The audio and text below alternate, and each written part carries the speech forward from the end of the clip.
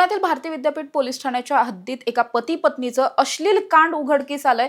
यामधली जी महिला आहे या महिलेनं स्वतःच्याच पतीला आपल्याच मैत्रिणीवर लैंगिक अत्याचार करण्यासाठी साथ दिली।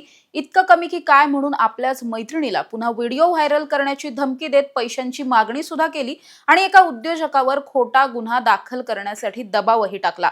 अर्थात या प्रकरणामध्ये आता गुन्हा दाखल झालेला आहे। नेमकं या प्रकरणात काय काय घडलंय जाणून घेणार आहोत। नमस्कार, मी समृद्धी आणि तुम्ही पाहताय टॉप न्यूज मराठी। हा संपूर्ण प्रकार भारतीय विद्यापीठ पोलीस ठाण्याच्या हद्दीत 2024 पासून ते आतापर्यंत घडत होता। मुळात घडलेलं असं आहे की या प्रकरणामधले जे दोन्ही आरोपी आहेत या आरोपींची नावं आहेत प्रताप जाधव आणि त्यांची पत्नी पल्लवी जाधव। या दोघांबरोबर एक वकील आणि एकूण 7 जणांवरती हा संपूर्ण गुन्हा दाखल झालेला आहे। मुळात प्रकरण असं होतं की या ज्या पल्लवी जाधव नावाची या प्रकरणामधली जी आरोपी महिला आहे यांची एक मैत्रीण आहे। या मैत्रिणीनं 2.5 लाख रुपये व्याजाने घेतलेले होते, उसने घेतलेले होते।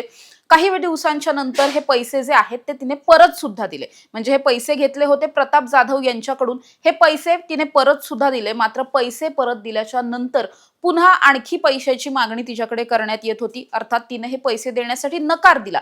त्यावेळी मात्र प्रताप जाधव यानं या महिलेवरती जबरदस्तीने लैंगिक अत्याचार केले। त्यानंतर घडलेलं आपल्या बरोबर जे काही घडलंय खरं तर ते पोलीस ठाण्यात सांगण्यासाठी आपल्याबरोबर जे काही घडलंय हे पोलीस ठाण्यामध्ये जाऊन त्याची फिर्याद देण्यासाठी ही महिला निघालेली असताना पुन्हा एकदा तिच्यावरती जबरदस्ती करण्यात आली, तिला धमकावण्यात आलं, तुझे व्हिडिओ व्हायरल करू अशा पद्धतीची धमकी तिला देण्यात आली। त्या सगळ्याच्या नंतर सुद्धा पुन्हा ज्या वेळेस पल्लवी म्हणजे या आरोपीची पत्नी घरामध्ये हजर होती त्यावेळी त्याच ठिकाणी या महिलेवर पुन्हा एकदा अत्याचार करण्यात आले।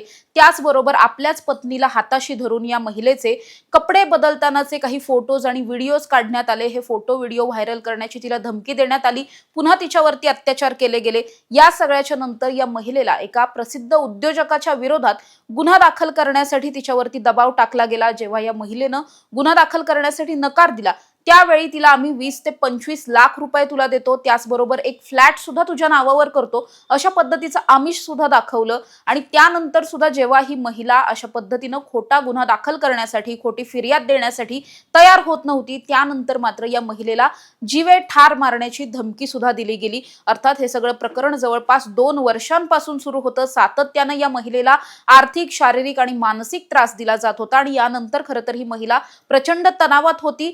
हिम्मत दाखवून तिने भारतीय विद्यापीठ पोलीस ठाणं गाठलं आणि या आरोपींच्या विरोधात फिर्याद दाखल केली।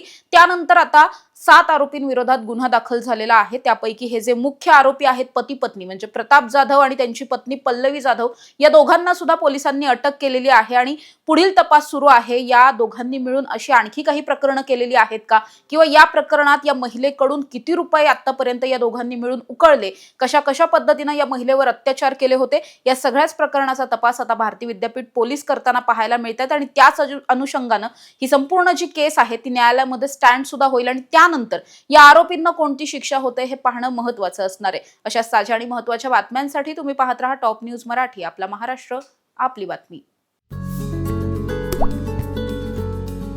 आता जोकासू एसटीपी या अत्याधुनिक जॅपनीज तंत्रज्ञानाने सुसज्ज, quick installation, energy efficient, noiseless blowers, low maintenance या आणि अशा वैशिष्ट्यांनी परिपूर्ण जोकासू एसटीपी तंत्रज्ञान प्रकल्प उभारणीपासून ते विक्री पश्चात समाधानकारक सेवा देणारी, भारताबरोबरच परदेशात देखील प्रकल्पांची यशस्वी उभारणी करणारी company Deccan water treatment private limited.